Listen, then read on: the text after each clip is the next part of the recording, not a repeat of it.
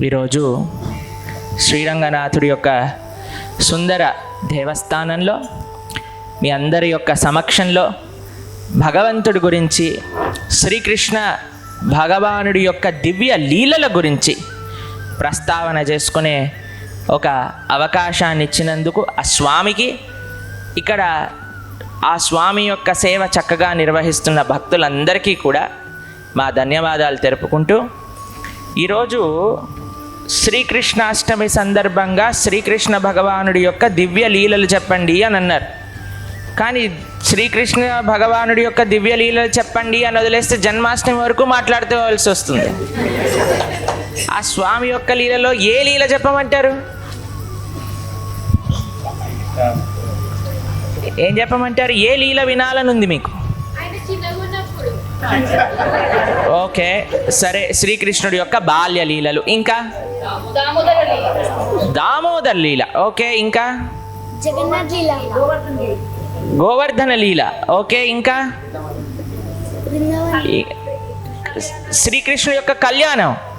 అయితే మనం కృష్ణ జన్మాష్టమి వరకు కాదు, వైకుంఠ ఏకాదశి వరకు ఇక్కడే ఉండాల్సి వస్తుంది. ఇంకెవరికి ఏమి వినాలని ఉంది?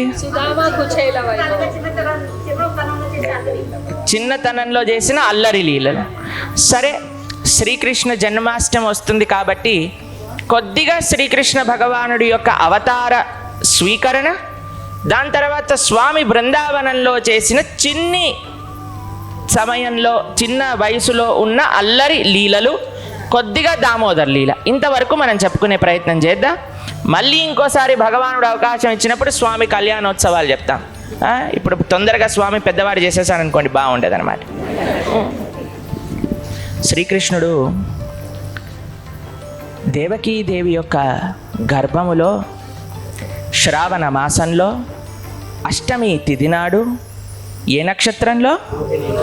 రోహిణీ నక్షత్రంలో స్వామి అవతరించారు. ఎలాంటి స్వామియో తెలుసా అండి? ఎవరికైతే పుట్టుక లేదో అలాంటి స్వామి అవతరించారట. ఆయనకు అసలు పుట్టవలసిన అవసరమే లేదటండి, అయినా సరే ఆయన అవతరించారట. ఎందుకు? కారణం ఏమిటి? ఎంతమందికి తెలుసు భగవానుడు అవతరించడానికి కారణం ఏమిటి అని? ఎవరైతే చెప్పాలనుకుంటున్నారో హ్యాండ్ రైజ్ చేయండి. ఎందుకు నాన్న? ధర్మాన్ని స్థాపన చేయడానికి. వెరీ గుడ్, చప్పట్టు కట్టం. ఇంకెవరు చెప్తారు? ఇక్కడ ఒక చిన్న బాబు చెప్పారు. నీ పేరేంటి నాన్న? ప్రద్యుమ్. నువ్వేం ఆన్సర్ చెప్పావు? మనకి మంచి చెయ్యడానికి భగవానుడు అవతరించాడట. చాలా మంచి ఆన్సర్, ఒకసారి చప్పట్టు కొట్టండి. చెప్పు నాన్న వెనకాల. తన భక్తులని కాపాడుకోవడానికి. వెరీ గుడ్, చాలా మంచి సమాధానం. ఇంకా నాన్న వెనక. ప్రేమ అంటే ఏంటో నేర్పించడానికి. వెరీ గుడ్, చాలా సంతోషం. ఓకే, మనల్ని కాపాడడానికి. ఇంకా కంసుణ్ణి చంపడానికి. ఓకే, మనకి మంచి విషయాలు నేర్పించడానికి. ఎంత చక్కగా చెప్తున్నారండి మా పిల్లలందరూ కూడా, చాలా సంతోషం. మీరు చూడండి, భగవానుడు ఈ అన్ని కారణాల కోసము అవతరించారు. కానీ అన్నిటికంటే ముఖ్యమైన కారణం ఏంటో తెలుసా అండి? ఒకళ్ళు చెప్పారు, మనకి భగవంతుడి పట్ల ప్రేమను నేర్పించడానికి భగవానుడు అవతరించడానికి కారణమట. ఏంటో తెలుసా అండి? ఇప్పుడు ఎప్పుడైనా మీకు మెమరీ లాస్ పేషెంట్ ఎప్పుడైనా చూసారా మీరు? మీరేనా? అయ్యో, ఒక విధంగా చూస్తే అవును. ఎందుకంటే మనం భగవంతుణ్ణి మర్చిపోయాం. మాకు ఒక డివోటీ ఉన్నారు, వారి పేరు శుకదేవ స్వామి అన్నమాట. వారు కురుక్షేత్రంలో చదువు చెప్పేవారు అన్నమాట. అయితే వారు ప్రొఫెసర్గా జాబ్ చేస్తున్నప్పుడు, ఇప్పుడు సన్యాసాశ్రమం స్వీకరించారు. ఎప్పుడైతే వారు జాబ్ చేస్తున్నారో అప్పుడు వాళ్ళ కొలీగ్స్ అందరూ కూడా వచ్చి వారిని అడిగేవారట, అయ్యా మీరు ఈ ప్రపంచంలో ఉండే భౌతికమైన సుఖాలన్నిటినీ వదిలేసి అసలు ఎలా ఉండగలుగుతున్నారు? మీరు అసలు సన్యాసాశ్రమం స్వీకరిస్తారట, మీకు ఇంత వైరాగ్యం ఎలా వచ్చింది? ఎలా భౌతికమైన ఆనందాలను అన్నిటినీ కూడా వదిలేయగలిగారు అని అంటే మా స్వామివారు చెప్పారట, అయ్యా మాకంటే ఎక్కువ వైరాగ్యం మీకున్నది అన్నారట. అదేంటండి, మాకెలా వైరాగ్యం ఉన్నది మీకంటే అని అంటే, అందరికంటే ఆనందాన్ని ఇచ్చే కృష్ణుడిని మీరు వదిలేశారు కదా, మీకంటే వైరాగ్యం ఇంకెవరికి ఉండాలి అన్నారట. చూడండి, అంతే కదండి. అందరికంటే వైభవం, అందరికంటే ఆనందం, అందరికంటే అమోఘమైన భగవాను వదిలేశాం మనం. కాబట్టి మీకే పెద్ద వైరాగ్యం, మీకే గొప్ప వైరాగ్యం ఉంది అన్నట్టు అంటవారు. కాబట్టి మనము మర్చిపోయామండి భగవంతుడు ఎవరు అని. మనం మర్చిపోయేసరికి భగవానుడు ఏం చేస్తున్నాడట, మళ్ళీ మళ్ళీ మళ్ళీ మళ్ళీ అవతారాలు స్వీకరిస్తూ ఉన్నారటండి, ఈ ప్రపంచంలోకి వస్తూ ఉన్నారట. ఎందుకు? మనకి ఆ భగవద్ వైభవాన్ని గుర్తు చేయడానికి. ఎలా అయితే మెమరీ లాస్ పేషెంట్ ఉన్నారనుకోండి, ఆయన దగ్గరికి చిన్నప్పుడు దిగిన ఫోటోలన్నీ చూపిస్తుంటారు. అరే నాన్నరా అమ్మరా ఇలా ఇలా చూస్తుంటే వాడు ఏం రెస్పాండ్ అవ్వడు అనమాట. వీళ్ళు మాత్రం వాళ్ళ ప్రయత్నం చేస్తూ ఉంటారు. కానీ ఏదో ఒక సీన్ ఆయనకి గుర్తు రాగానే వెంటనే అమ్మా అని అంటాడు. అలా భగవానుడు మళ్ళీ మళ్ళీ ప్రపంచంలోకి వచ్చి లీలలు చేస్తూ అవతారాలు స్వీకరిస్తూ ఎక్కడైనా జీవుడు పట్టుకుంటాడేమో, అయ్యా తండ్రి రంగనాథుడే, కృష్ణుడే, నారాయణుడే అని అంత ప్రేమతో మనకి భగవంతుడి పట్ల ప్రేమను నేర్పించడానికి స్వామి మరలా మరలా మరలా అవతారాలు స్వీకరిస్తూ ఉంటారట. అన్ని అవతారాలలోకెల్లా శ్రీకృష్ణ అవతారము మానవుడికి చాలా దగ్గరైన అవతారం అండి. ఎందుకో తెలుసా? అందరికంటే లేటెస్ట్ అవతారం కూడా. మొన్నే అంటే ఎంతో తెలుసా అండి? 5252వ పుట్టినరోజు కృష్ణుడిది ఈ సంవత్సరం వచ్చే జన్మాష్టమి. 5252 5252వ పుట్టినరోజు భగవానుడిది అన్నమాట. తర్వాత ఇంకొక విషయం చూడండి, భగవానుడు ఎంతో మానవుడి మనసుని రంజింపజేసే రకంగా లీలలు చేశాడండి. అందుకే పిల్లల్ని ఏ లీలలు చెప్పాలనగానే కృష్ణుడు చిన్నప్పుడు లీలలు చెప్పండి అని. ఎందుకు అని అంటే చాలా ఫాస్ట్గా మనసు పట్టేసుకుంటుంది కృష్ణుడి యొక్క లీలలు. అవునా కదా అని భగవానుడు అవతరించినప్పుడు ఎలా అవతరించారట. ఈరోజు కొంతమంది మీ దేవుడు పుట్టాడు అనేదో అంటూ ఉంటారండి. కానీ మన దేవుడు పుట్టలేదు, స్వామి అవతరించారు. ఎలా అయితే సూర్యుడు తూర్పు దిక్కున ఉదయిస్తారో అలా దేవకి గర్భము నుండి శ్రీకృష్ణ భగవానుడు ఉదయించాడు అని అంటే. భగవానుడికి ఎప్పుడు మనం పుట్టాడు అనే మాట వాడమండి, ఏమనాలి మనం? ఇంకొక పదం ఏం వాడచ్చు? ఉదయించాడు. దేవకి గర్భము నుంచి స్వామి ఉదయించాడట. ఎటువంటి భౌతికమైన సంపర్కము కూడా లేకుండా ఎలా స్వామి ప్రవేశించారో తెలుసా అండి? ముందుగా వసుదేవుడి యొక్క హృదయంలో భగవానుడు ప్రకాశించాడు. ఏ క్షణమైతే భగవంతుడు వసుదేవుడి యొక్క హృదయంలో ప్రకాశించాడో, వసుదేవుడు కోటి సూర్యులు ఎలా అయితే వెలిగిపోతారో అలా వెలిగిపోయాడు. మరుక్షణము వసుదేవుడి యొక్క హృదయంలో నుంచి దేవకీదేవి యొక్క హృదయంలోకి ప్రవేశించారు. ఎప్పుడైతే భగవానుడు దేవకీ హృదయంలోకి ప్రవేశించారో అప్పుడు కోటి చంద్రులు ఎలా వెలిగిపోతారో దేవకీదేవి అలా వెలిగిపోయిందట. వెలిగిపోయినప్పుడు కంసుడు చూశాడట, అమ్మో అష్టమ గర్భం వచ్చింది దేవకీదేవి లోపలికి అని గుర్తుపట్టాడట. దేవకీదేవి యొక్క వెలుగుని చూసి దేవకీ హృదయంలో నుంచి దేవకీ గర్భంలోకి భగవానుడు ప్రవేశించారు. మీకు విషయం తెలిసినా అండి? ఆధ్యాత్మికమైన ప్రవచనాలకు వెళ్ళారనుకోండి, ఎప్పుడైనా మీరు ఒక విషయం చెప్తూ ఉంటారు, మళ్ళీ పుట్టుక వద్దు, మళ్ళీ ఈ మానవ గర్భంలోకి మనం ప్రవేశించకూడదు, కేవలం మానవ గర్భం కాదు ఏ తల్లి గర్భంలోకి ప్రవేశించకూడదు అని అంటూ ఉంటారు. విన్నారా ఎప్పుడైనా ఆధ్యాత్మిక ప్రవచనాలకు వెళ్ళినప్పుడు? పునరపి మరణం పురనపి జననం పురనపి జననీ జఠరే శయనం. మళ్ళీ తల్లి గర్భంలోకి రాకూడదు అని అంటారు. గర్భస్థ నరకము అని అంటారు. విన్నారా ఇవన్నీ కూడా?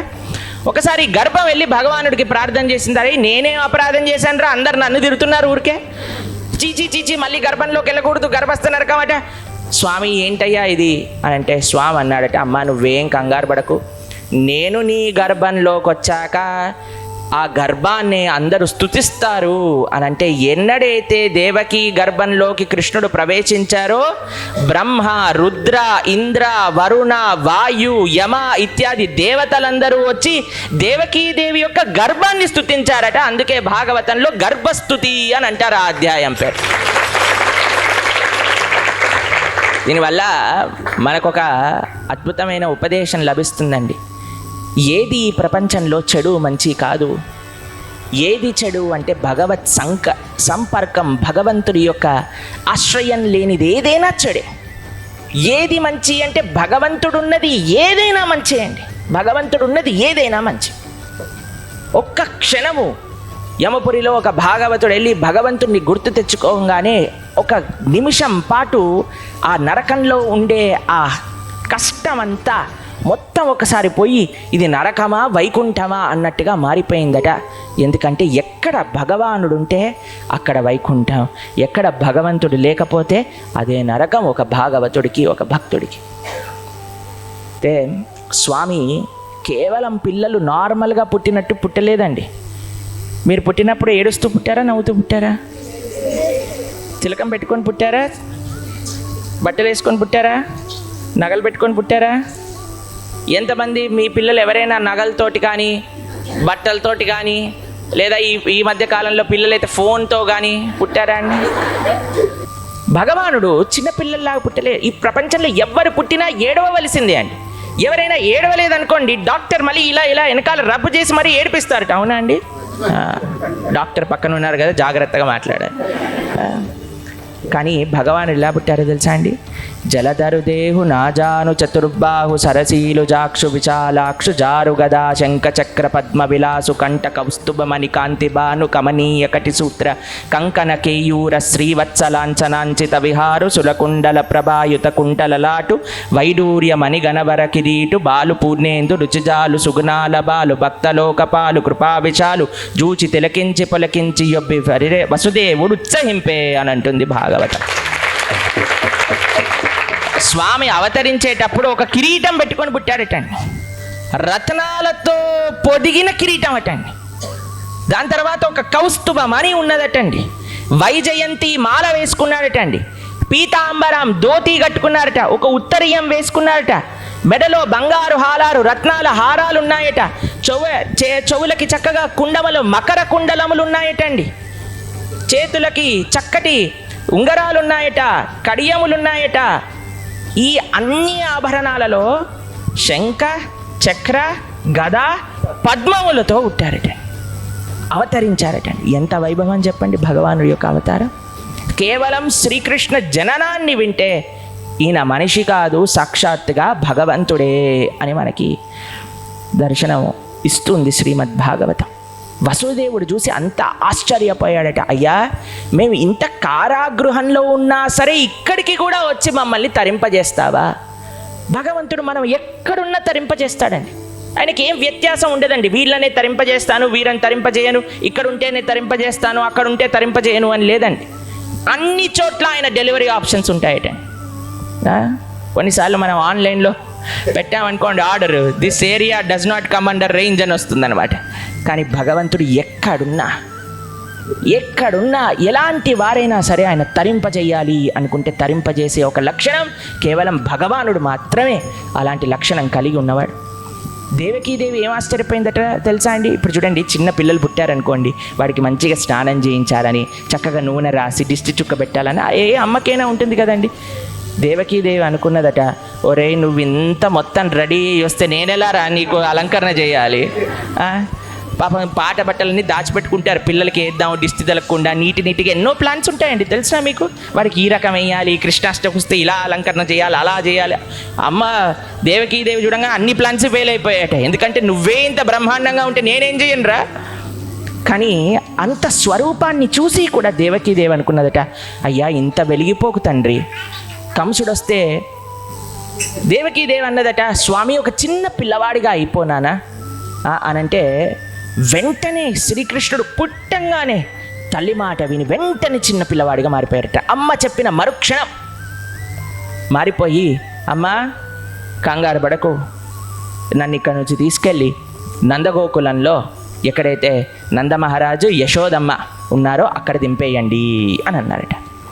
ఎప్పుడైతే వసుదేవుడు ఇలా కృష్ణుని చేతిలో పట్టుకున్నారో వెంటనే ఒక సాఫ్ట్ క్లాత్, మక్మల్ క్లాత్ అంటాం కదండి, అలాంటి క్లాత్ ఒకటి కింద వచ్చేసిందటండి స్వామిని పెట్టడానికి.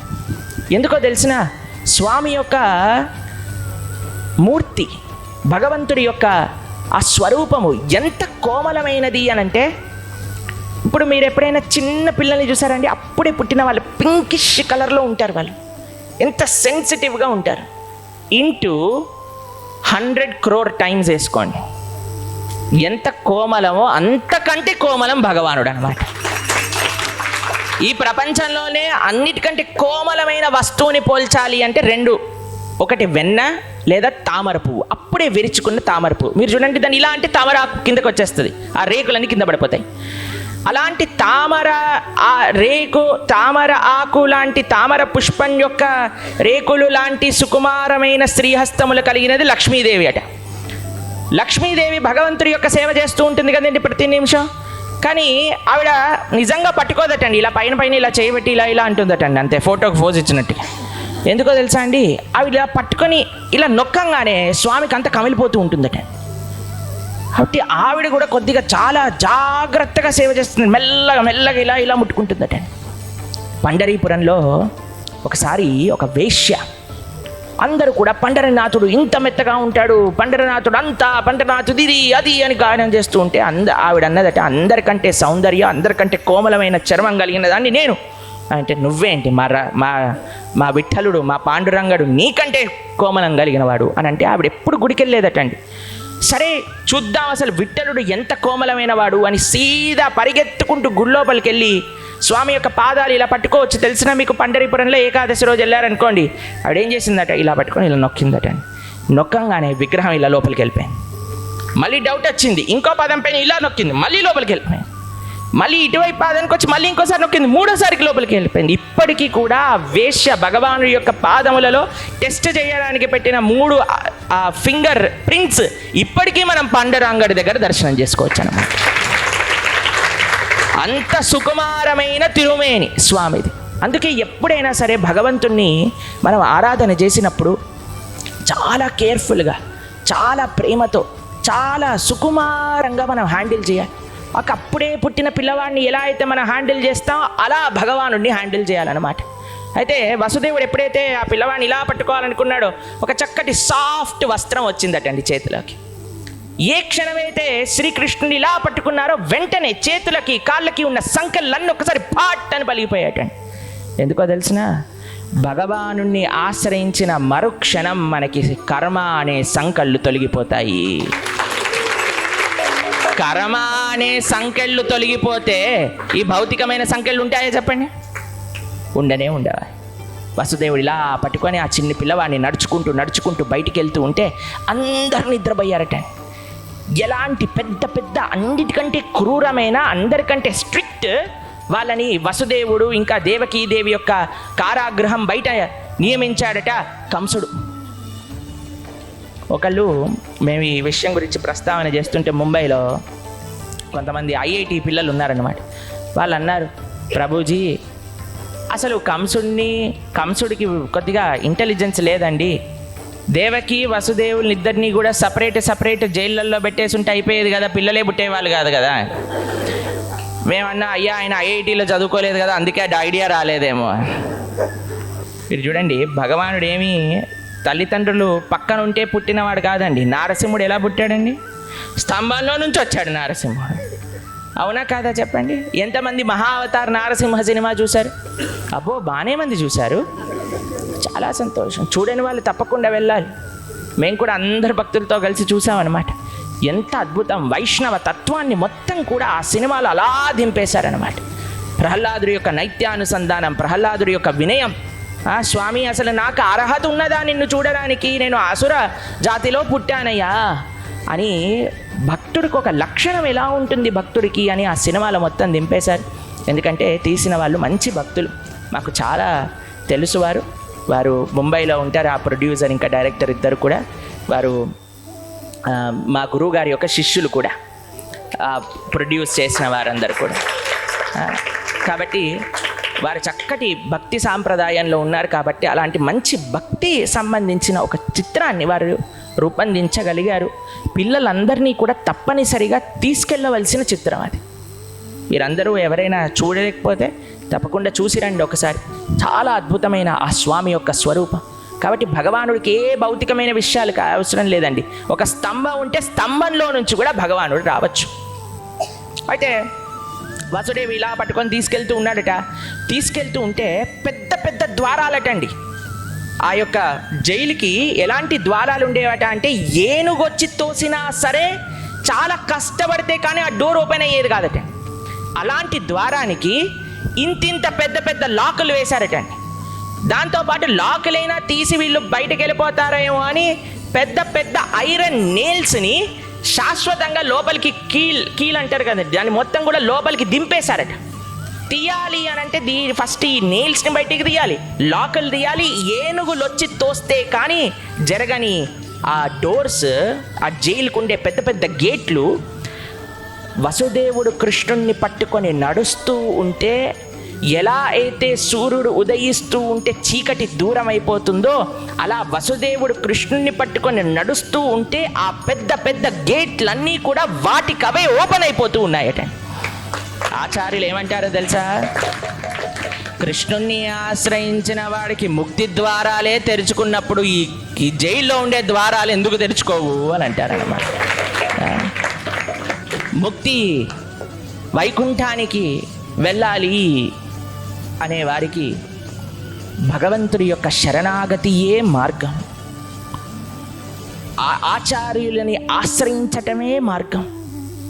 ఎవరైతే ఆచార్యులని ఆశ్రయిస్తారో, ఎవరైతే భగవంతుడికి ప్రేమ భక్తిపూర్వకమైన శరణాగతి చేస్తారో వారికి మాత్రమే వైకుంఠం వీసా వస్తుందండి. లేకపోతే వీసా రిజెక్ట్ చేసేస్తారనమాట. 2-3 ప్రశ్నలు అడుగుతారు వీసా కౌంటర్లో. తెలిసినా మీకు? ఏం ప్రశ్నలు అడుగుతారు తెలుసా మీకు? ఏం అడుగుతారు చెప్పండి? చాలా సంతోషం అండి. ఎంతమంది వీసా, సరే వదిలేండి చెప్తాం. వైకుంఠానికి ఏం ప్రశ్నలు ఉంటాయి క్వశ్చన్ పేపర్ లీక్ చేసేస్తాం అనమాట. ఎంతమంది అప్లై చేసుకోవాలనుకుంటున్నారు? అబ్బో చాలామంది ఉన్నారండి. కాబట్టి ట్రైనింగ్ అవసరం అయితే. ఫస్ట్ ప్రశ్న నువ్వెవరు అని అడుగుతారు. ఫస్ట్ ప్రశ్న ఏంటండి? నువ్వెవరు. మీరు ఏం ఆన్సర్ చెప్తారండి? ఏం ఆన్సర్ చెప్తారు మీరు? మీ యొక్క భక్తులమా? వీసా ఏజెంట్ భక్తుడువా నువ్వు? ఏమని చెప్తారు? అయ్యయ్యో శ్రీకృష్ణుడు భక్తులమా? Rejected, visa rejected.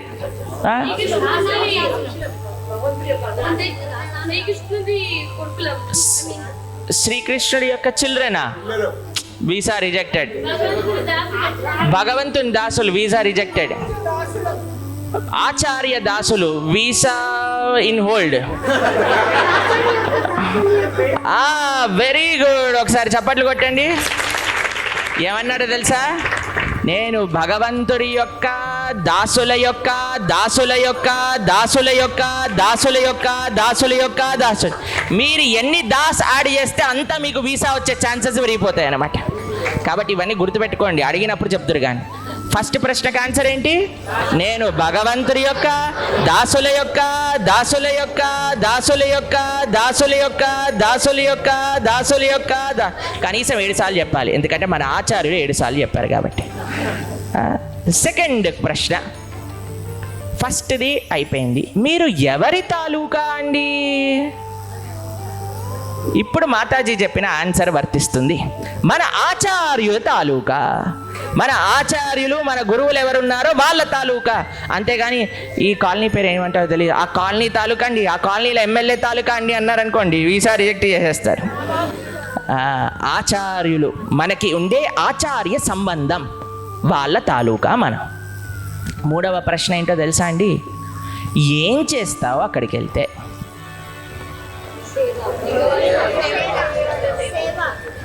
ఏం లేదండి, ఒక 4 nights 5 days ట్రిప్ కోసం వెళ్తున్నామండి అని అన్నారనుకోండి.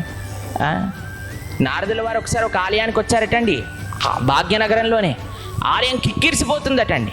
ఇప్పుడు వస్తుంది కదా, ఇప్పుడు పండగల సీజన్ కదండి. ఇప్పుడు మన కృష్ణాష్టమి రోజు చూడండి ఎంత కిక్కిరిసిపోతుందో. వీళ్ళు అనుకున్నట్ట, వామ్మో భాగ్యనగరంలో వాళ్ళకి ఇంత భక్తి ప్రపత్తులా. సరే అని నారదుడు వచ్చి అడిగారట, అయ్యా మేము వైకుంఠానికి వెళ్తున్నాం, ఎవరు వస్తారు అని అనౌన్స్ చేసి చూడంగానే అందరూ మాయమైపోయారటండి. అదేంట్రా వీళ్ళందరూ ఇన్ని నమస్కారాలు చేస్తున్నారు, ఇన్ని దీపాలు పెట్టేస్తున్నారు, ఇన్ని పొర్లు దండాలు పెడుతున్నారు, వైకుంఠాన్ని రమ్మంటే రావట్లేదంటే ఒక్కడు వచ్చాడండి వెనకాల నుంచి. వచ్చి నారదుడు అన్నట, నేను వస్తాను వైకుంఠానికి అంటే, అమ్మయ్య చాలా ఆనందపడ్డాడు నారదుడు. అమ్మో నువ్వు వస్తావా నాన్న? కానీ ఒక చిన్న ప్రశ్న అండి. ఏంటి నాన్న? ఎప్పుడు తిరిగి వస్తామండి?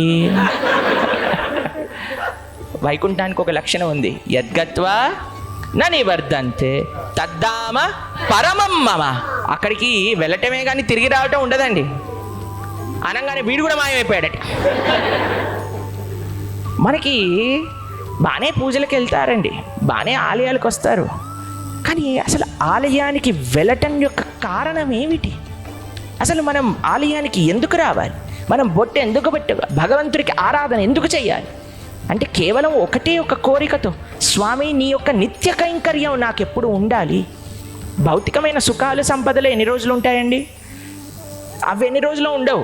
అవి పర్మనెంట్ ఉన్నా సరే మనం ఉండవా? అవునా కాదా?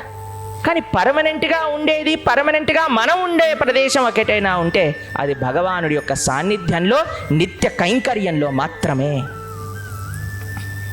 అయితే ఎక్కడున్నాం అసలు నిజంగా మనం? గేట్లు తెరుచుకుంటున్నాయండి. ఇప్పుడు ప్రిపేర్ అయ్యారా మీరు? క్వశ్చన్స్ 3 క్వశ్చన్స్కి ఆన్సర్ తెలిసిందా? ఈ మాత్రం చెప్పండి, మీకు వీసా గ్యారంటీ. దీంట్లో అటు ఇటు చెప్పకూడదు, జాగ్రత్తగా చెప్పాలి. అలా అన్నీ కూడా ఓపెన్ అయిపోయాయట.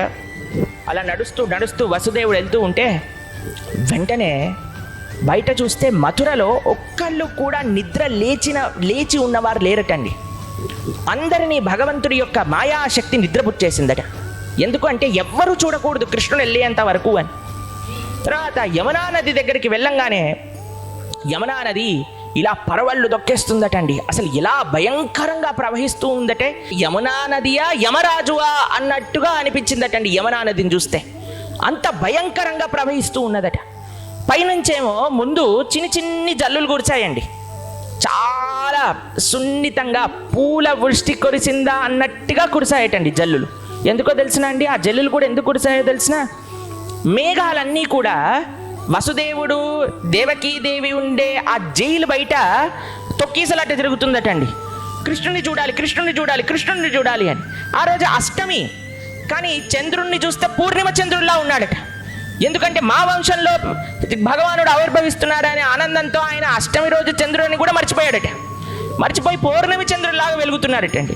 పూర్ణమి చంద్రుడు కాదు, కొన్ని కోట్ల పూర్ణిమ చంద్రులు కలిసి వచ్చినా సరే అంత వైభవం ఉండింది కాదట ఏ రోజైతే కృష్ణ భగవానుడు అవతరించిన పూర్ణిమ అష్టమి చంద్రుడు అంత వైభవంగా వెలిగిపోతున్నాడట. అయితే మేఘాలన్నీ కూడా ఫైటింగ్ చేసుకుంటున్నాయట. మేం చూస్తాం అని ఎప్పుడైతే వసుదేవుడు ఇలా కృష్ణుని ఇలా బయటికి తీసుకొచ్చారో మేఘాలన్నీ చూసి ఆశ్చర్యపోయాట. ఒరే వీడు మా కలర్లో ఉన్నారు. రేపు పొద్దున అందరూ కూడా కృష్ణుడు ఏ రంగులో ఉన్నాడంటే మేఘవర్ణం అంటారు. అమ్మయ్య మాకు పేరు తెచ్చాడు మా పిల్లవాడు, మాకు పేరు తెచ్చాడు మా కన్నయ్య అని ఆనందంతో మేఘాలు అనుకున్నాయట ఏమి ఇవ్వాలి కృష్ణుడికి అని. ఇలా చూసేసరికి వర్షం తప్ప ఏముంటుందండి మేఘాల్లో. సరే అని వర్షం ఇద్దాము అని వర్షం వేస్తూ ఉన్నాయటండి. పైనుంచి పూల వృష్టిగా సున్నితంగా కృష్ణుడికి ఏం అవ్వకుండా కురవటం ప్రారంభం చేశాయట. కానీ ఎప్పుడైతే ఇంకా ఊర్లోకి వెళ్ళి వెళ్తూ ఉన్నాడో నందమహారాజ్, అప్పుడు పెద్ద వర్షం ప్రారంభం చేశాడట ఇంద్రుడు. ఎందుకో తెలుసా అండి? వర్షం పడితే ఎవ్వరు కూడా బయటికి రాడు ఇంట్లో నుంచి. అవునా కదండి? మేము ఇప్పుడు మా ఆలయంలో జన్మాష్టమికి అన్ని ఏర్పాట్లు చేస్తున్నాం. మేము అడిగాను నిన్న భక్తులతో ఎంతమంది వస్తారు అంటే ఏమన్నారో తెలుసా అండి?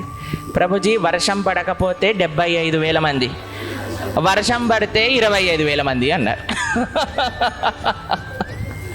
మేమన్నా ఇంత డిఫరెన్స్ ఎందుకు అంటే, ప్రభుజీ మీరు వర్షాన్ని ప్రార్థన చేయండి, మేఘాన్ని ప్రార్థన చేయండి. మేము అన్నా అయ్యా మేఘముల అంతర్యామి, వరుణదేవుడి యొక్క అంతర్యామి, ఇంద్రుడి యొక్క అంతర్యామి అయిన నారాయణుని కృష్ణుడికి ప్రార్థన చేస్తాము. వర్షం పడకుండా చక్కగా 75,000 కాదు 1,00,000 మంది వచ్చి స్వామి దర్శనం చేసుకోవాలి. అంటే ఇంద్రుడు ఎవ్వరు కూడా ఇంట్లో నుంచి బయటికి రాకూడదు అని పెద్ద వర్షం కురిపిస్తూ ఉన్నారట. అయితే ఎప్పుడైతే వసుదేవుడు ఇలా యమున దగ్గరికి వెళ్ళారో వెంటనే యమున నది దారిచ్చేసిందట. దారిస్తే ఎలా అయిపోయిందట తెలుసా అండి? నీళ్లు గోడల్లాగా మారిపోయాయటండి, అటువైపు ఇటువైపు 2 గోడల్లాగా. ఎలా అయితే నీటిని మనము ఫ్రిడ్జ్లో పెట్టేస్తే ఐస్ అయిపోతుంది కదండి, అలా ఐస్ గోడల్లాగా అయిపోయిందట అటువైపు ఇటువైపు. వసుదేవుడు ఇలా కృష్ణుని పట్టుకొని నడుస్తూ ఉంటే వెనకాల నుంచి ఆదిశేషుడు వచ్చి ఇలా ఛత్రిలా పెట్టాడట. ఎందుకో తెలిసినా మీకు? ఈ అవతారంలో పోయిన అవతారంలో స్వామికి తమ్ముడుగా ఉన్నాడు. ఎవరు? లక్ష్మణుడు. పాపం లక్ష్మణుడుగా ఉండేసరికి ఆయన కొద్దిగా బాధ వేసిందటండి. ఎందుకో తెలిసిన?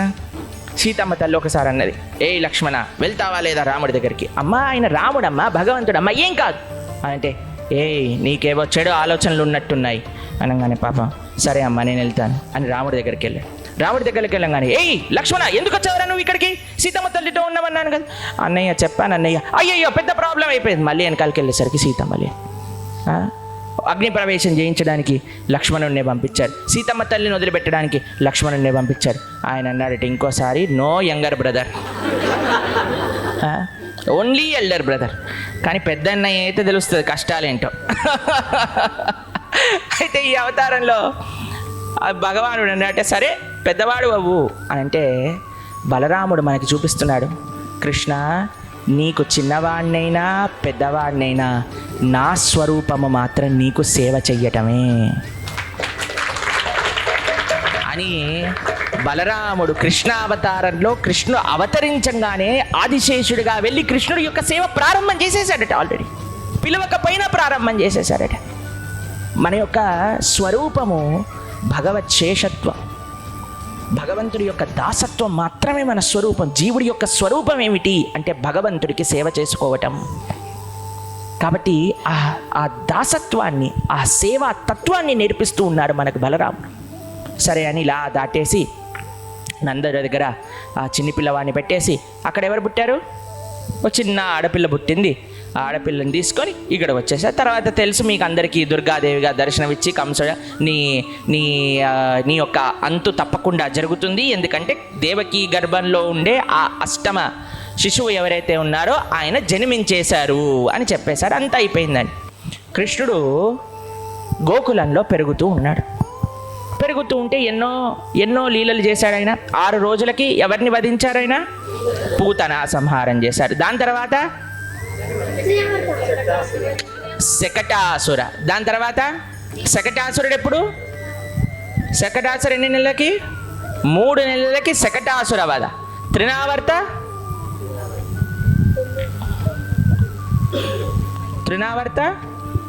6 నెలలకి త్రినావర్త సంహారం జరిగింది.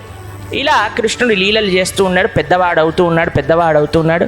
మీ దగ్గరకు వస్తున్నా, చిన్న అల్లరి లీలలు చెప్పమన్నారు కదా.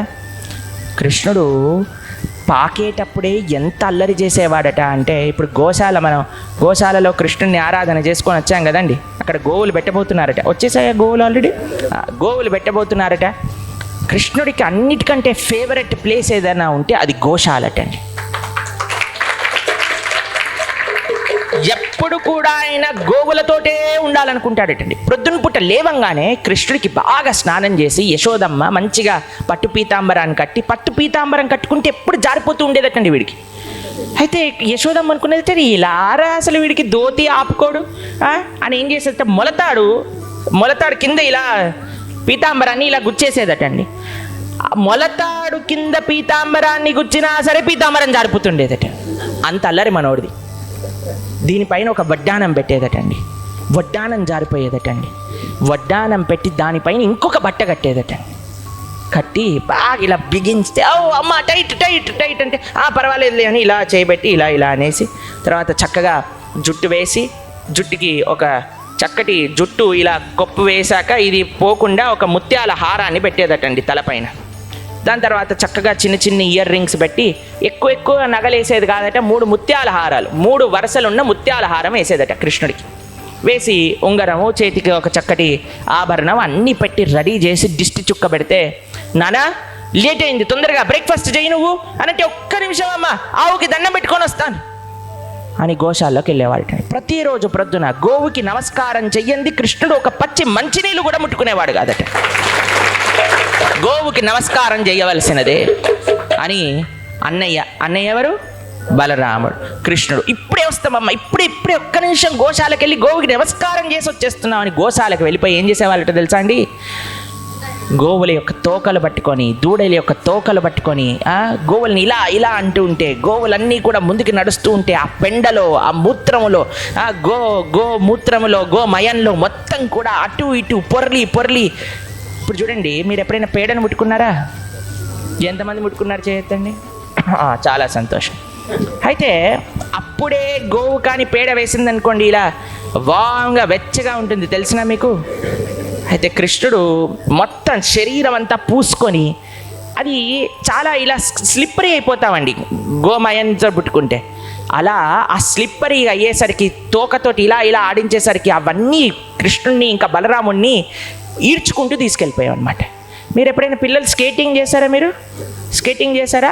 అలా ఉండేదటండి కృష్ణుడికి బలరాముడికి స్కేటింగ్ చేసినట్టు అనిపించేదట. ఇలా మొత్తం పెండలో బాగా మయంలో మొత్తం తిరిగి తిరిగి తిరిగి ఒక గోవుని పట్టుకొని, పెద్దగా పొడుగున్న గోవు దగ్గరికి వెళ్ళి కొమ్ముల్ని పట్టుకునేవాడట.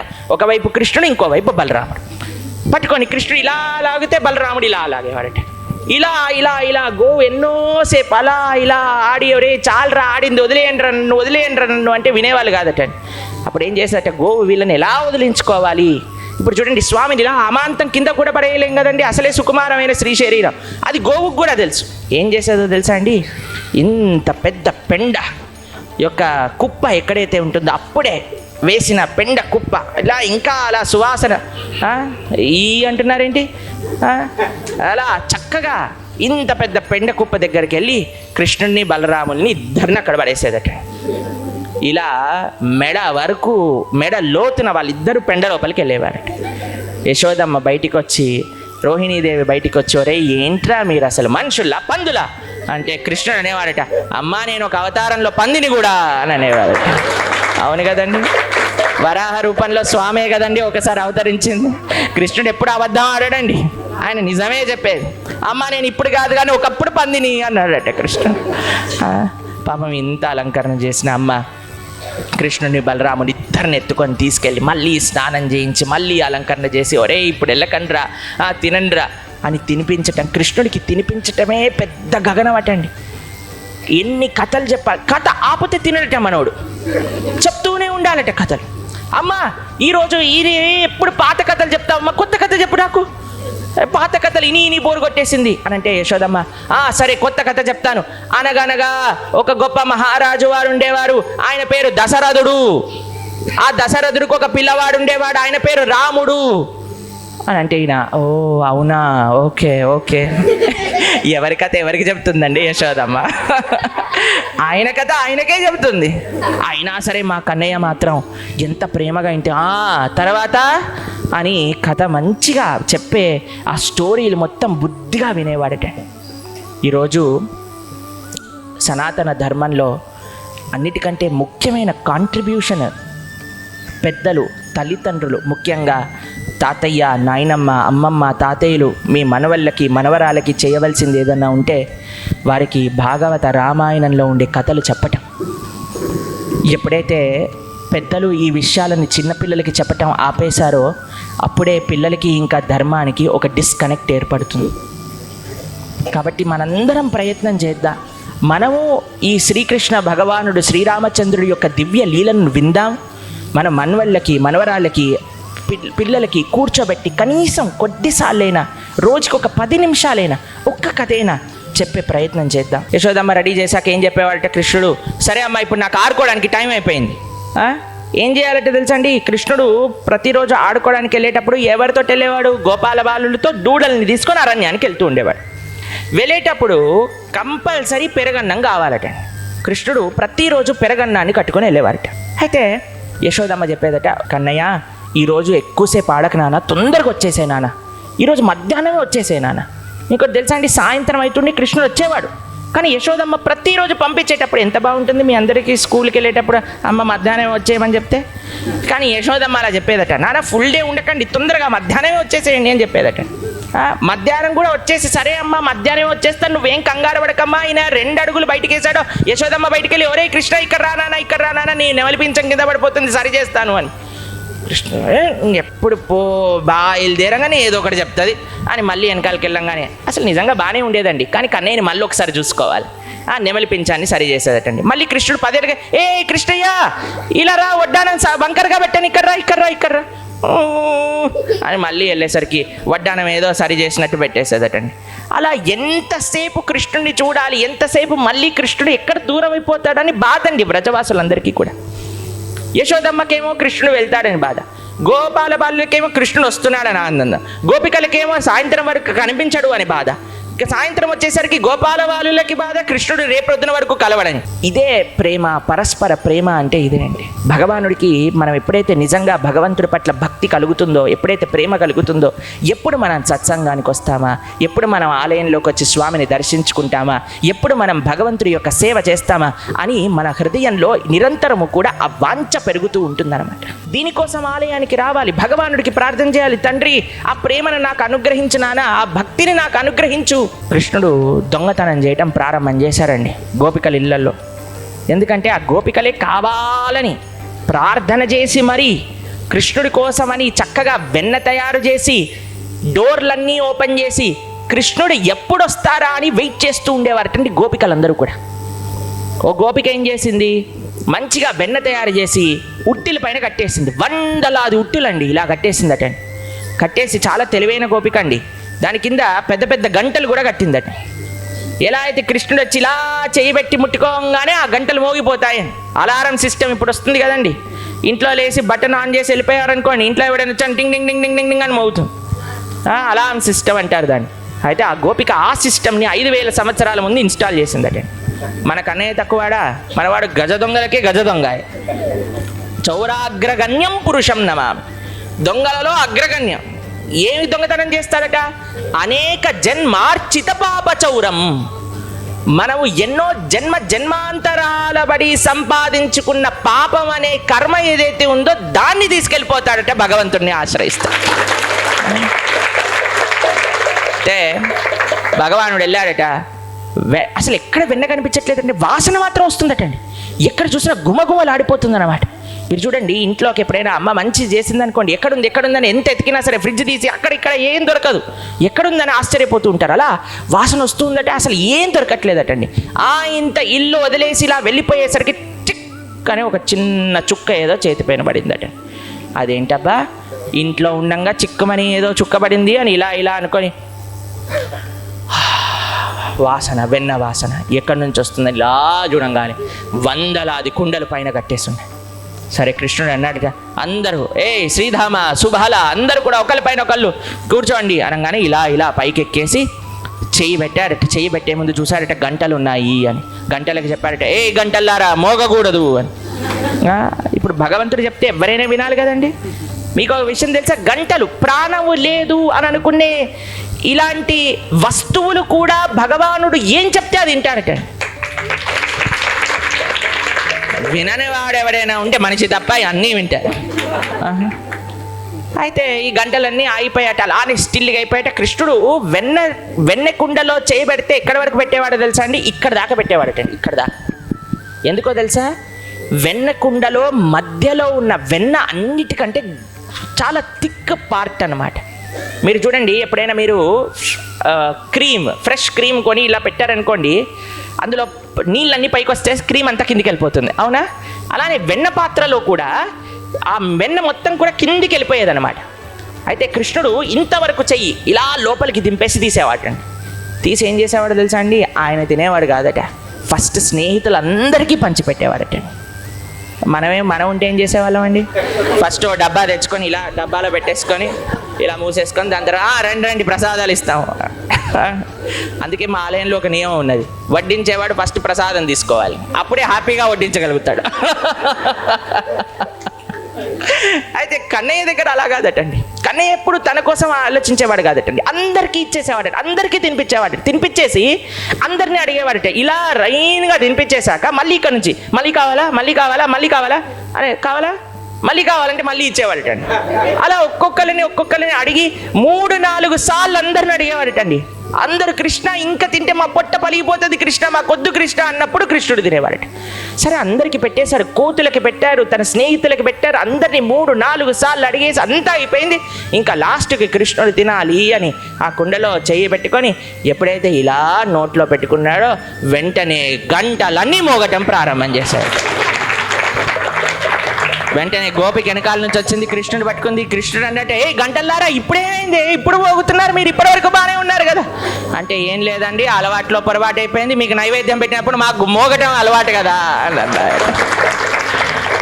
మనం ఒక్కగా వినిపిస్తూ ఉంటుంది ఆ ఘంటానాదం. అలా స్వామికి నివేదన చేసినప్పుడల్లా, అయ్యో స్వామి ఎప్పటి నుంచో అలవాటయ్యా మాకు మోగటము, నువ్వు నైవేద్యం తింటుంటే ఇప్పుడు తీసుకొరిస్తుంటే మమ్మల్ని ఆపేసావు నువ్వు, అలా పొరపాటు అయిపోయింది అనగానే గోపిక వచ్చేసి పట్టేసుకుందట.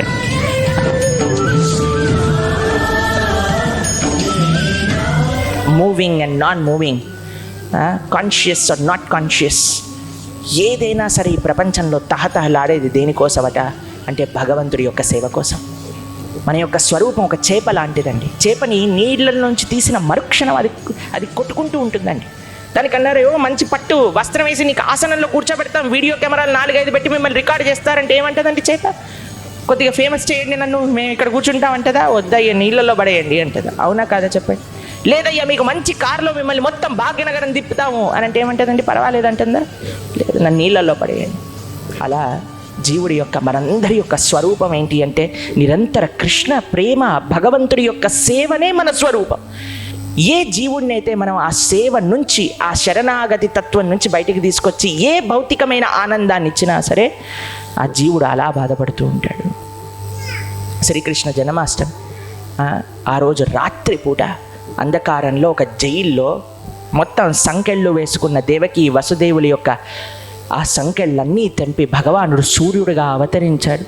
అలానే మనం ఒకటే ప్రార్థన చేయాలి భగవానుడికి, స్వామి మా అజ్ఞానం అనే సంకెళ్ళను తెంపేసేయి, అవిద్య అనే ఆ అంధకారాన్ని దూరం చేసేయి, మాకు కూడా నీ యొక్క పవిత్రమైన జ్ఞానాన్ని మాకు అనుగ్రహించు, ఆచార్యుల యొక్క గురువుల యొక్క కృపచేత తరింపజేసే మార్గము సులభం చెయ్యి అని ఆ రంగనాథుడి యొక్క శ్రీచరణాలకు ప్రార్థన చేస్తూ పూర్తి చేసుకుందాం. అందరూ కూడా శ్రీరంగనాథ భగవానికి, గోదామయ్యాకి, జగద్గురు రామానుజాచార్య స్వామీజీ మహారాజ్కి, చిన్నజీయర్ స్వామీజీ మహారాజ్కి, జగద్గురు శ్రీల ప్రభుపాదకి, అనంత కోటి వైష్ణవ భక్త బృందకి. హరే కృష్ణ. ఇప్పుడు మనకి సొసైటీలో చాలా మటుకు క్వెరీస్ ఉంటున్నాయి స్వామీజీ. ఇప్పుడు మన స్పిరిచువాలిటీ మీద చాలా క్వశ్చన్స్ ఆర్ అరైజింగ్. ఇప్పుడు మీరు చెప్పినట్టు చాలామంది మేము చదువుకున్నాము అని అనుకొని ఐఐటి అని మీరు ఉదాహరణ ఇచ్చారు. దాంట్లో మేము ఇలా ఉండొచ్చు కదా అని వాళ్ళు ఏదో లాజిక్ పట్టుకుంటున్నట్టు అడుగుతున్నారు. సో నా క్వశ్చన్ ఏంటంటే, మీకు ఇప్పుడు ఇలాంటి చాలా మటుకు ఇప్పుడు మన సనాతన ధర్మాన్ని ఇప్పుడు చాలా అవేకన్ చేయడానికి చాలా మూవీస్ వస్తున్నాయి. మీలాంటి రివర్డ్ సెయింట్స్ స్వామీజీస్ డిస్క్లోజర్స్ ఇప్పుడు నేను చూస్తూ ఉంటే చాలామంది పిల్లలు ఇలా వచ్చేసి ఇలా మొత్తం ఇలా భజన చేసుకుంటూ ఇలా చూస్తుంటే రియల్లీ ఈ generation is in a safe hands and Sanatana Dharma is not lost, it is with in us, it will recur అని చాలా అద్భుతంగా మాకు తెలుస్తుంది. So I wanted to ask you Swamiji, ఇప్పుడు మన సనాతన ధర్మం అనేది ఇప్పుడు ఏ స్టేజ్లో ఉంది? సో అంటే ముందు కూడా చాలా సినిమాలు ఇలాంటివే వచ్చాయి, భక్త ప్రహ్లాద అనేది ముందు కూడా వచ్చింది, ఇప్పుడు కూడా వచ్చింది. So what more measures can be take to enlighten all more ఇలాంటి చాలామందిని ఇంకా దీనిలోకి ఇంకా అప్లిఫ్ట్ చేయడానికి ఏమేమి మార్గాలు ఉన్నాయని కనుక్కుందామని. మేము ఒకసారి మా ఆలయంలో ఆదిలాబాద్లో ప్రవచనం ఇస్తున్నాం అనమాట. ఒక ఆదివారం రోజు మేము అడిగాము ఆ ప్రవచనంలో 50 సంవత్సరాల పైన ఎంతమంది ఉన్నారు చెయ్యొత్తండి అని అడిగామండి. ఆ ప్రవచనంలో మీకు ఆ విషయం తెలుసా?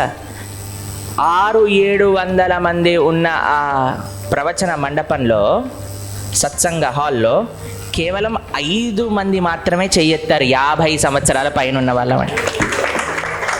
మేము చాలా ఆశ్చర్యపోయామండి. ఒక ఆధ్యాత్మిక ప్రవచనానికి ఇంతమంది యువత రావటం. మొన్న మేము 18 రోజులు భగవద్గీత కోర్స్ అని చేసాం. ఎవరైనా విన్నారా మీరు ఇందులో ఉన్న? అబ్బో అచ్చా, చాలా సంతోషం. ఆ 18 రోజుల భగవద్గీత కోర్సులో 10,000 మంది 10 సంవత్సరాల లోపు ఉన్న పిల్లలు పార్టిసిపేట్ చేశారు. మేము అనుకున్నాం, ఆశ్చర్యపోయాం మేము, ఎలా పిల్లలు రాగలుగుతున్నారు, వాళ్ళకి ఎలా అర్థమవుతుంది. ప్రవచనం అయిపోయాక వారు మాట్లాడినప్పుడు చెప్పేవారు, ప్రభుజీ అసలు మాకు మొత్తం తత్వం అర్థమైపోయిందండి అని అంటే, ఏం అర్థమైందిరా అనేసరికి వాళ్ళు ఎక్స్ప్లెయిన్ చేసేసరికి మేము ఆశ్చర్యపోయాం అన్నమాట.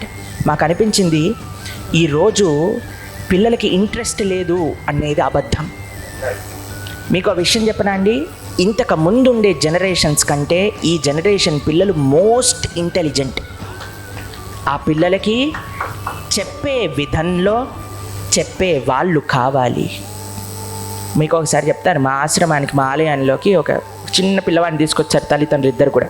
అయితే ఇలా దండం పెట్టారు. దండం పెట్టి పిల్లవాడికి చెప్తున్నా, ఏయ్ దండ పెట్టు లేకపోతే కళ్ళు పోతాయి అని అన్నా. నేను పిలిచాను వాళ్ళిద్దరిని. పిలిచి, అమ్మ నీకు స్వామి భగవానుడు అంత అందంగా ఫ్లూట్ వాయిస్తూ అలా నించున్నాడు, ఆయన కళ్ళు తీసేసేవాళ్ళ అనిపిస్తున్నాడా? ఆయనకి దండం పెట్టకపోతే కళ్ళు తీసేస్తాడు అనుకుంటున్నావా? ఎందుకమ్మా పిల్లలకి మీరెలా నా అజ్ఞానంలో ఉన్నారు, పిల్లవాళ్ళకి ఎందుకు నేర్పించాలండి? కళ్ళు పోతాయి అంటుంది. కళ్ళు పోతాయి కాదమ్మా, భగవంతుడు కళ్ళు తీసేసేవాడు కాదు, లేనివాడికి కూడా కళ్ళు ఇచ్చేవాడు భగవాన్. కాబట్టి ఈరోజు సమాజంలో మనకి కావాల్సినది అత్యంత ముఖ్యంగా సనాతన ధర్మము ఇంకా మళ్ళీ జనరేషన్స్లోకి ముందుకెళ్ళాలి అనంటే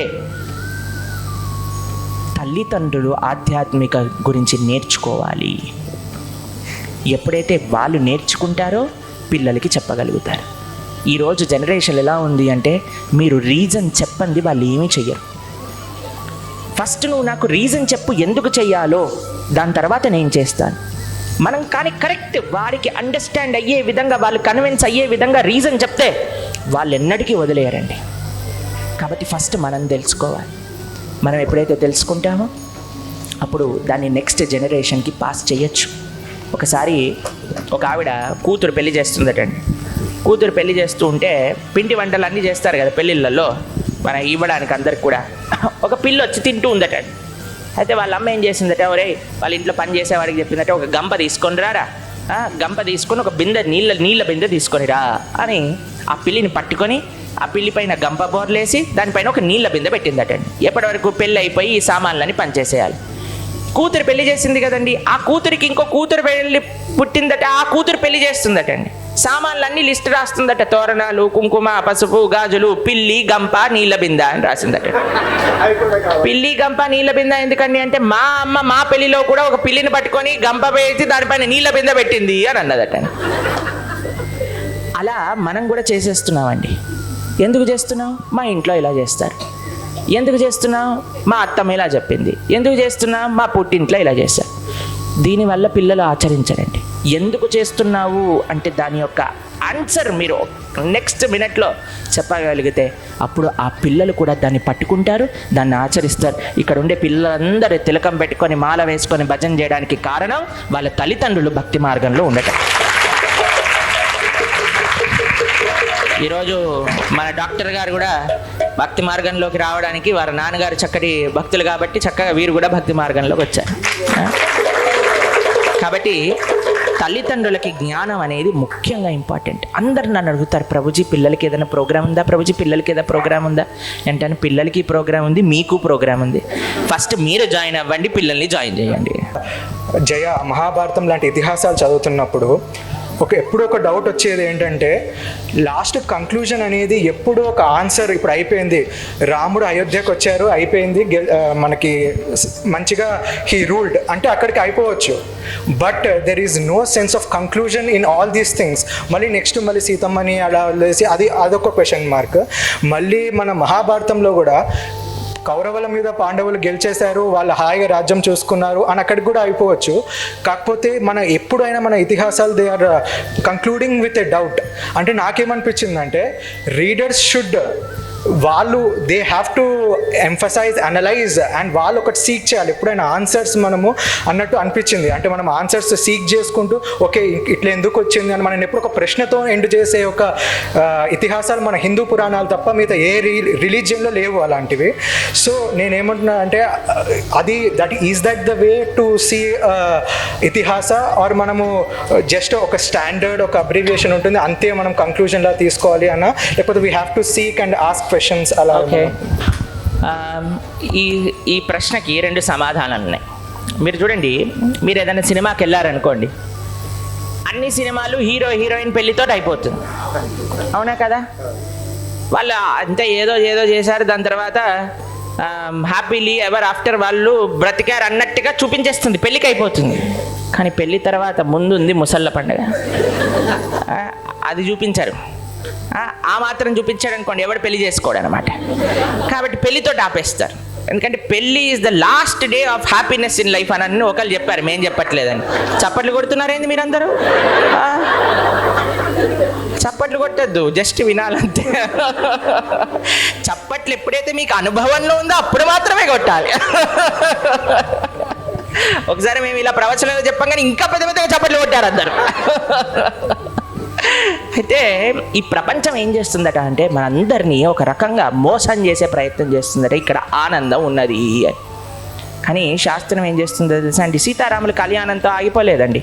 ఎన్ని కష్టాలు పడ్డారు రాముడు సీతమ్మ తల్లి. భగవానుడికే కష్టాలు పడినప్పుడు మనిషికి రావా చెప్పండి కష్టాలు? కానీ ఎంత ఆశ్చర్యం అంటే కష్టాలు పడిన భగవంతుడి దగ్గరికి వెళ్ళి నా కష్టాలు తీసేయని అడుగుతాడు.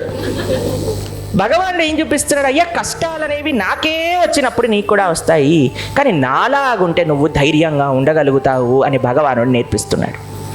అందుకే మనం ఎప్పుడూ కూడా శాస్త్రము అనేది ఎవరిని మోసం చేయదండి, ఉన్నది ఉన్నట్టుగా చెప్తుంది. ఓకేనా? రెండవ విషయం, వీళ్ళు అడిగారు, అయ్యా కొన్ని డౌట్స్ వస్తూ ఉంటాయి, సహజమే అండి. మనం శాస్త్రాన్ని అధ్యయనం చేసినప్పుడు కొన్ని రకాల డౌట్స్ వస్తూ ఉంటాయి, ఏంటి ఎలా ఏంటి ఏంటి అని. మీకు ఆ విషయం తెలుసా అండి? ఇప్పుడు సహజం, చిన్న పిల్లవాళ్ళని అడుగుతా, మీకు ఎప్పుడైనా ఏదన్నా టెక్స్ట్ బుక్లో డౌట్ వచ్చిందనుకోండి, మీరు ఏం చేస్తారు? అడుగుతారా? అంతే మనం చేయాల్సింది. ఒక గురువుని ఆశ్రయించి శాస్త్రము చదువుకున్నప్పుడు మాత్రమే శాస్త్రం అర్థమవుతుంది. కానీ మనం వెళ్ళి శాస్త్రాన్ని అర్థం చేసుకుంటాను అని బయలుదేరిన వాడికి శాస్త్రం అర్థం కాదు. భగవానుడు రాముడిగా వచ్చినా విశ్వామిత్రుడిని ఆశ్రయించవలసి వచ్చింది, భగవానుడు కృష్ణుడిగా వచ్చినా సాందీపనిని ఆశ్రయించవలసి వచ్చింది, జ్ఞానాన్ని తెలుసుకోవాల్సి వచ్చింది. కాబట్టి చాలా అన్కాంప్లికేటెడ్ వే ఏంటో తెలుసా అండి? ఒక గురువుని ఆశ్రయించి, అయ్యా శాస్త్రంలో ఉండే విషయాలన్నీ కూడా చక్కగా చెప్పండి అని ఎప్పుడైతే మనం శరణాగతి చేస్తామో అప్పుడు అన్ని రకాల విద్యలు మనకి అర్థమవుతాయి. హరే కృష్ణ. ఒక పర్సనల్ క్వశ్చన్ ఏంటంటే, మీరు ఇంత యంగ్ ఏజ్లో ఒక what inspired you to walk in this spiritual path? అంటే ఇప్పుడు ఇంజనీరింగ్ అయిపోయి హాయిగా మంచిగా చేసుకుందామని ఈ జనరేషన్ థాట్స్లో U turn completely and transformed in to total spiritual path. And మీరు అక్కడ కూడా చాలామందిని you are inspiring, that's a great thing. కానీ అంత maturity at such a young age మీకు ఎలా వచ్చింది? We all want to know. పలికెడిది భాగవతమట పలికించు విభుండు రామభద్రుండట నే పలికిన భవహరమగునట. మేము ఈరోజు చేసే సేవ అంతా ఆచార్య అనుగ్రహం, భగవంతుడి యొక్క అనుగ్రహం. అయితే మాకు చిన్నప్పటి నుంచి ఒక కోరిక ఉండేదండి. ఏంటో తెలిసిన కోరిక, అది ఎలా వచ్చిందో ఎప్పుడు స్టార్ట్ అయిందో తెలియదు, కానీ ఒక కోరిక ఉండేది, ఈ జన్మ భగవంతుడి యొక్క సేవకి, ఈ జన్మ భారతదేశం యొక్క సేవ అని చిన్నప్పటి నుంచి మాకు అలా అనిపిస్తూ ఉండేది. పెరుగుతూ ఉన్నప్పుడు మాకు అనిపించేది, అరే భగవంతుడు ఇంత గొప్ప మానవ జన్మ ఇచ్చాడు కదా, ఈ ఒక్క జన్మని భగవంతుడికి ఇస్తే ఎలా ఉంటుంది, ఈ ఒక్క జన్మ దేశం యొక్క సేవలో, ధర్మం యొక్క సేవలో ఉండాలి. సరే అని మేము పెద్దగా అవుతున్నప్పుడు మాకు చాలా చాలా చాలా చాలా ఇన్స్పిరేషన్, మేము చూస్తూ పెరిగినాం, వింటూ పెరిగినాం, ఆచార్య కృపాపాత్ర అవుతూ పెరిగినది మన స్వామివారు. స్వామివారిని చూస్తూ, స్వామివారి యొక్క సేవలను చూస్తూ, స్వామివారి యొక్క ప్రవచనాలు వింటూ మాకు చాలా చాలా చాలా చాలా ఇన్స్పిరేషన్ వచ్చేది. మేము అనుకునే వాళ్ళం పెద్దగా అయ్యాక స్వామివారిలా అవ్వాలి అంటే, స్వామివారిలా అవ్వాలని కాదు, స్వామివారిలా సేవ చేసే ఒక సంకల్పం రావాలి. తర్వాత మేము ఎప్పుడైతే ఇంజనీరింగ్ చదువుకోవడానికి వెళ్ళామో అప్పుడు అంతా చూసామన్నమాట. మేము ఇదేంటబ్బా, ఇదా ప్రపంచం అంటే, ఇదా ఆనందం అంటే, అందరూ ఆనందం వెనకాల పరిగెత్తుతూ ఉన్నారు కానీ బాధపడుతూ ఉన్నారు. ప్రతి ఒక్క ఆనందం వెనకాల అసలు నిజమైన ఆనందం ఉంటుందా అసలు ఈ ప్రపంచంలో అని మాకు ఒక ప్రశ్న ఉండేది. సరే మేము అన్నాం, 7th క్లాస్లో ఉన్నప్పుడు అయిపోయింది కదా, 7th క్లాస్ బోర్డ్ ఎగ్జామ్ ఉండేదండి. కానీ మేము 7th క్లాస్లోకి రాగానే బోర్డ్ ఎగ్జామ్ అయిపోయింది అనమాట. అప్పుడు మేము చెప్పాం, ఎట్లానో బోర్డ్ ఎగ్జామ్ లేదు, హ్యాపీగా మేము వెళ్ళి ఏదో అధ్యయనం చేసి చక్కగా సేవ చేసుకుంటామంటే, లేదు 10th కంప్లీట్ చేయండి అని. సరే అని 10th ఎగ్జామ్ రాసాక ఇప్పుడు వెళ్ళమా అన్నారు. లేదు ఇంటర్ చేయనా అన్న. ఇంటర్మీడియట్ అయిపోయాక ఉత్తి ఇంజనీరింగ్ చేసేసి అప్పుడు వెళ్ళిపోవాలి. సరేనే ఆయనతో ఇంజనీరింగ్ కూడా పూర్తి అయిపోయి అంత సమయంలోనే అప్పుడే మా గురువు గారిని మేము కలుసుకోవటం, పరమ పూజ్య రాధానాథ్ స్వామీజీ మహారాజ్ వారి యొక్క చరిత్రను చదవటం, దాని తర్వాత వారి యొక్క ప్రవచనములు వినటం, అలానే భక్తుల యొక్క సాంగత్యంలోకి రావటం, శ్రీల ప్రభుపాదులు వారి భగవద్గీత ఈ పుస్తకాలన్నింటినీ అధ్యయనం చేయటం. అప్పుడు ఏంటి ఆధ్యాత్మికత అంటే ఏంటి, ఎలా మన జీవితంలో భగవాను ఆశ్రయించాలి అనే ఒక మార్గం మాకు సులభంగా తెలిసిందనమాట. సరే, ఈ జన్మని భగవంతుడు ఆచార్యుల యొక్క సేవలో వినియోగించాలి అని ఇంజనీరింగ్ అయిపోయాక ఎప్పుడైతే మాకు జాబ్ వచ్చిందో అప్పుడు మా నాన్నగారికి అమ్మగారికి దగ్గరికి వచ్చామన్నమాట. చెప్పి ఇలా ఈ కంపెనీస్లో వచ్చాయమ్మా, కానీ మీరు ఉద్యోగం చేయమంటే చేస్తాము, ఆశ్రమానికి వెళ్ళమంటే వెళ్తాము. సరే కొన్ని రోజులు అయితే చేయనానా అంటే కొన్ని రోజులు ఉద్యోగం చేశాక ఒకరోజు వాళ్ళే పిలిచారు. ఎలా ఉంది, ఆనందంగా ఉన్నావా? ఏమని చెప్పాలండి, ఆనందంగా ఉన్నావా అంటే అబద్ధమా? లేము అని చెప్తే వాళ్ళు బాధపడతారు. ఏం మాట్లాడలేదు. అప్పుడు అన్నారు, సరే నీకు కానీ ఆచార్య సేవ చేసుకోవాలి అని అంటే నువ్వు వెళ్ళు, మాకు భగవంతుడు ఉన్నాడు, నువ్వు ఆచార్య సేవ చేస్తే భగవానుడు మమ్మల్ని రక్షిస్తాడు. అలా ఒక వ్యక్తి మనల్ని రక్షించడం. చాలామంది ఏమనుకో ఒక వస్తువు మనకి రక్షిస్తుందేమో, ఒక వ్యక్తి మనకి రక్షిస్తుందేమో అనుకుంటాం. కానీ మనందరినీ రక్షించేవాడు భగవానుడు. ఆ విశ్వాసం ఉన్నప్పుడు భగవానుడు ఇంకా రక్షణ పొందుతాడు. మాకైతే భగవానుడు రక్షిస్తాడు. నువ్వు ఆచార్య సేవ చేసుకోవాలి అంటే మా ఫుల్ సపోర్ట్ మీకున్నది, మీరు తప్పకుండా వెళ్ళండి అని వారు అనుగ్రహించారు. వారు అనుగ్రహం చేత మేము 2019వ సంవత్సరంలో నృసింహ జయంతి రోజు మా గురువు గారి యొక్క ఆశ్రమంలోకి మేము ప్రవేశించడం జరిగింది. దాని తర్వాత అధ్యయన అవన్నీ పూర్తి చేసుకున్నాక మళ్ళీ మనం ఇలా చిన్నపాటి సేవ, ఏదో చిన్న సేవ అండి. మనం భగవంతుడి గురించి చెప్పే అంత యోగ్యత ఉన్న వాళ్ళం కాదు. భగవంతుడి యొక్క సేవ చేసుకోవటం అంటే దేవకి వసుదేవులు యశోద నందులు చేసుకోగలుగుతారు సేవ. కానీ మనం ఏదో చిన్ని ప్రయత్నం ఆచార్య అనుగ్రహం వల్ల, తల్లిదండ్రుల యొక్క అనుగ్రహం వల్ల, మంచి భాగవతుడి యొక్క అనుగ్రహం వల్ల మనం చేయగలుగుతున్నాం అన్నమాట. అయితే ఏ ఆశ్రమంలో ఉన్నా సరే, గృహస్థ అయినా, బ్రహ్మచారి అయినా, వానప్రస్థ అయినా, సన్యాసి అయినా, ఎవరెవరు ఏ ప్రదేశంలో నుంచైనా సరే ఒక్క ప్రశ్న అందరం వేసుకోవాలి. నేను నా వల్ల దైవానికి, ధర్మానికి, దేశానికి ఏ రకంగా నేను సేవ చేసుకుంటున్నాను? ఎవరైనా పర్వాలేదండి. ఈ ప్రశ్న వేసుకొని మనం సేవ చేయటం ప్రారంభం చేస్తే మన జీవితము మారుతుంది. మన జీవితం మారటంతో పాటు సమాజం కూడా మారుతుంది. ఆ చిన్ని ప్రయత్నం మేము ఒక చిన్న తప్పడాలు కూడా అంటారు కదండి, చిన్నపిల్లవాడు అలా వేస్తూ ఉన్నాం. మీరందరూ భాగవతులందరూ స్వామికి ప్రార్థన చేస్తే ఆ స్వామి యొక్క అనుగ్రహం ఉంటే మేము ఇంకా చేయగలుగుతాం. ఒకసారి జనక మహారాజు తెలుసా అండి మీ అందరికీ? ఎవరు జనక మహారాజు? ఎవరు? సీతమ్మ తల్లి వారి యొక్క ఆయన దగ్గరికి వెళ్ళి అడిగారట యోగులు మునులు అందరూ కూడా, అయ్యా ఎలా ఈ ప్రపంచంలో ఉంటూ భగవంతుణ్ణి ఎలా నువ్వు స్మరించగలుగుతున్నావు, మాకు ఉపదేశం చేయండి అన్నారట. మధ్యాహ్నం పూట భోజనానికి రండి అన్నారట. ఎంత బాగుంటుందండి. ఉపదేశం చేయండి అంటే ప్రవచనం చెప్పలేదటండి, భోజనానికి రండి అని పిలిచారట. సరే అని మొత్తం ఋషులు, యోగులు, మహర్షులందరూ కూడా మధ్యాహ్నం పూట వచ్చేసారట. రాగానే జనక మహారాజు గారు ఒక ఎంత పెద్ద గది అంటే బంగారంతో మొత్తం రత్నములతో ఉండటండి, పొడిగి ఉన్నదటండి ఆ గది హాల్. దాంట్లో ప్రసాదాలకు ఏర్పాటు చేశారట. ఎలాంటి ప్లేటో తెలుసా అండి మీకు? ఈ చివర కూర్చుంటే ప్లేట్ ఆ చివర అందట్లేదటండి, అలాంటి ప్లేట్ పెట్టారటండి. రకరకాల ఐటమ్స్ అన్నీ పెట్టారట.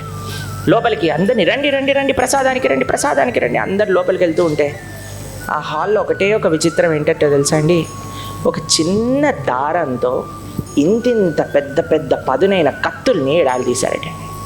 మొత్తం సీలింగ్ అంతా కత్తులు. దేంతో? సన్నటి దారం. లోపలికి వెళ్తూ, ఏ జనక, మమ్మల్ని చంపడానికి పిలిచావా, భోజనం పెట్టడానికి పిలిచావా? భోజనం చెయ్యండి, మీరు ఇక్కడ నుంచి వెళ్ళే ప్రసక్తే లేదు. రాజుగారు చెప్పారు కదండి. వచ్చారట, అన్నీ వడ్డిస్తున్నారట.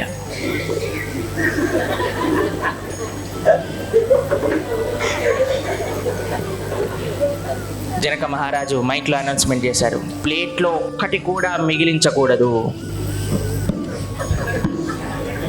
మొత్తం ప్లేట్ సాఫ్ అయిపోయిందట. బయటికి వచ్చారట, అందరికీ తాంబూలం దక్షిణ ఇస్తూ. ఎలా అనిపించింది భోజనం? ఏం భోజనం అండి, పేరుకు తినేసాం కానీ మొత్తం మనసంతా కత్తులపైనే ఉంది. జనకుడు అన్నాడట, ఇలానే ఉండాలి. ఈ ప్రపంచంలో అన్ని పనులు చేస్తూ మనసు భగవంతుడి పైన పెట్టాలి. ధ్యాస భగవానుడి పైన, చేసేది ఈ ప్రపంచంలో మనం చేయవలసిన బాధ్యతలు. అంతే. అందరం ఎవరెవరికి ఏ ఏ బాధ్యతలు ఉన్నాయో అన్నీ నిర్వర్తించాలి, బ్రహ్మాండంగా నిర్వర్తించాలి. కానీ ఆ మనసు భగవంతుడిని స్మరిస్తూ ఉండాలి. అంతే. హరే కృష్ణ.